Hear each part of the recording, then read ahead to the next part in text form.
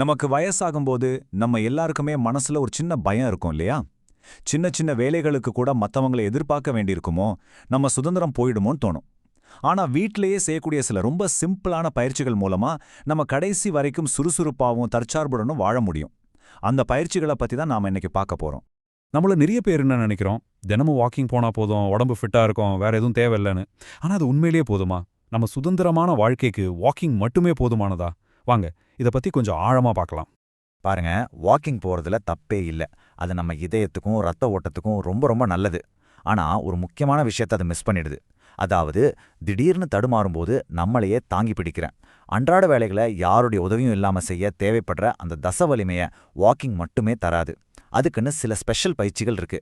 சரி, அப்போ அந்த முக்கியமான பயிற்சி என்ன? இப்போ நாம பார்க்க போறது ஒரு வயதானவரோட வாழ்க்கை தரத்தையே தீர்மானிக்கிற ஒரு முக்கியமான பயிற்சி. இத இளமைக்கான நாற்காலி பயிற்சின்னு கூட சொல்லுவாங்க. அவ்வளவு சக்தி வாய்ந்தது இது. இத கேட்டா நீங்களே ஆச்சரியப்படுவீங்க.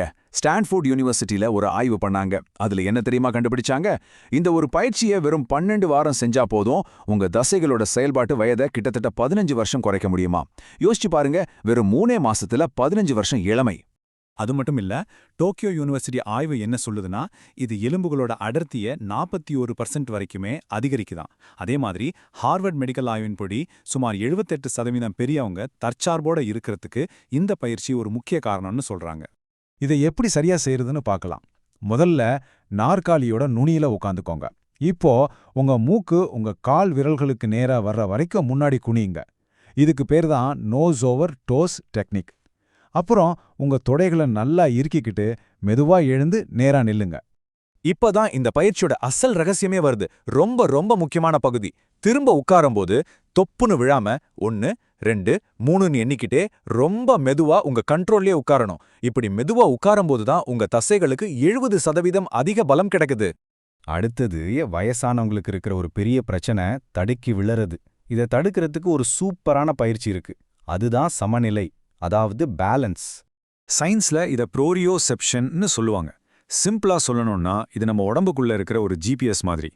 கண்ணை மூடுனாலும் உங்க கை எங்க இருக்கு, கால் எங்க இருக்குன்னு உங்க மூளைக்கு தெரியும் இல்லையா? அந்த சக்தி தான் இது. இது ஸ்ட்ராங்கா இருந்தா நீங்க மேடு பள்ளத்துல கூட தடுமாற மாட்டீங்க. இந்த சக்தியை வளர்க்கறது ரொம்ப ஈஸி. 3 ஸ்டேஜ் இருக்கு. ஃபர்ஸ்ட், ஒரு சேரை பிடிச்சுக்கிட்டு ஒத்த கால்ல நில்லுங்க. அது ஈஸியா வந்ததும் எதையும் பிடிக்காம 10ல இருந்து 30 செகண்ட் நிக்க ட்ரை பண்ணுங்க. இதுலயும் நீங்க மாஸ்டர் ஆயிட்டீங்கன்னா 3வது ஸ்டேஜ், கண்ணை மூடிக்கிட்டு பேலன்ஸ் பண்ண முயற்சி பண்ணுங்க. உங்க மூளைக்கு இது ஒரு செம்மையான பயிற்சி. ஆனா ஒரு முக்கியமான விஷயம், பாதுகாப்பு தான் முதல்ல. உங்களுக்கு தலை சுத்துற மாதிரி இருந்தாலோ பேலன்ஸ் கிடைக்கலனாலோ தயவு செஞ்சு சேரை பிடிச்சிக்கிட்டே பண்ணுங்க. அவசரமே வேண்டாம். சரி, நம்ம அடுத்த பயிற்சிக்கு போலாம்.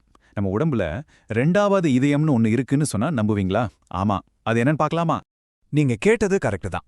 டாக்டர்ஸ் நம்ம கெண்டைக்கால் தசைகளை, அதாவது காஃப் மசில்ஸ நம்ம உடம்போட 2வது இதயம் தான் சொல்றாங்க. ஏன் அப்படி ஒரு பெரிய பேரு இதுக்கு? அதுக்கு பின்னாடி ஒரு சுவாரஸ்யமான காரணம் இருக்கு. காரணம் ரொம்ப சிம்பிள். நம்ம இதயத்திலிருந்து கால்களுக்கு போன ரத்தத்தை மறுபடியும் புவியீர்ப்பு விசைக்கு எதிரா இதயத்துக்கே பம்ப் பண்ணி அனுப்புற வேலையை இந்த கெண்டைக்கால் தசைகள் தான் செய்யுது. இது ஒரு மினி பம்ப் மாதிரி. இந்த பம்ப் சரியா வேலை செய்யலன்னா கால்ல ரத்தம் தேங்கி வீக்கம் வரும். இந்த மினி பம்பை ஸ்ட்ராங் பண்றதுக்கு ஒரு சுலபமான வழி இருக்கு. சும்மா ஒரு சேர்ல உட்காந்துக்கோங்க. உங்க முட்டி மேல ஒரு தண்ணி பாட்டில் மாதிரி சின்ன வெயிட் வச்சுக்கோங்க. இப்போ உங்க குதிகால மட்டும் மெதுவா மேல தூக்குங்க. நல்லா மேல தூக்கி 1 செகண்ட் நிறுத்திட்டு அப்புறம் மெதுவா கீழே இறக்குங்க. அவ்வளவுதான். டிவி பார்க்கும்போதோ பேப்பர் படிக்கும்போதோ கூட இதை செய்யலாம். இங்க ஒரு ரொம்ப ரொம்ப முக்கியமான மருத்துவ எச்சரிக்கை. உங்களுக்கு ரத்தம் உறைதல், அதாவது த்ரோம்போசிஸ் மாதிரியான பிரச்சனைகள் இதுக்கு முன்னாடி இருந்திருந்தா இந்த பயிற்சியை செய்யறதுக்கு முன்னாடி கண்டிப்பா உங்க டாக்டர் கிட்ட ஒரு வார்த்தை கேட்டுடுங்க. இது ரொம்ப அவசியம். நாம இப்போ பார்த்த இந்த 3 பயிற்சிகளையும் ஏதோ டெய்லி செய்ய வேண்டிய கடமை நினைக்காதீங்க. இது உங்க எதிர்கால சுதந்திரத்துக்கான ஒரு முதலீடு. சின்ன சின்ன முயற்சிகள் தான் பெரிய சுதந்திரத்தை கொடுக்கும். மனசுல நல்லா பதிய வச்சுக்கோங்க. வெறும் 10 நிமிஷம் போதும். நாற்காலி ஸ்குவாட்ஸ், இது உங்க பலத்துக்கும் இளமைக்கும். ஒத்தக்கால் பேலன்ஸ், இது கீழே விழாம இருக்க. கண்டக்கால் பயிற்சி, இது ரத்த ஓட்டத்துக்கு. இந்த 3ம் சேர்ந்தது தான் உங்க சுதந்திரத்துக்கான ஒரு கவசம். ஒரு ஆய்வு என்ன சொல்லுது தெரியுமா?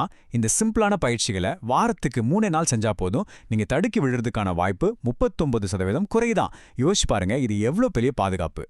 கடைசியா ஒன்று சொல்றேன். இது வெறும் உடம்புக்கான பயிற்சி இல்ல, இது உங்க சுயமரியாதைக்கான பயிற்சி. யார்கிட்டயும் கையேந்தாம உங்க வேலைகளை நீங்களே செஞ்சுக்கிட்டு சுதந்திரமா வாழ்றதுக்கான ஒரு மிகச்சிறந்த முதலீடு. உங்க சுதந்திரம் உங்க கையில தான் இருக்கு. அந்த சுதந்திரத்துக்காக இன்னிக்கே ஒரு 10 நிமிஷத்தை ஒதுக்கி நீங்க தயாரா? அந்த முடிவை நீங்க தான் எடுக்கணும்.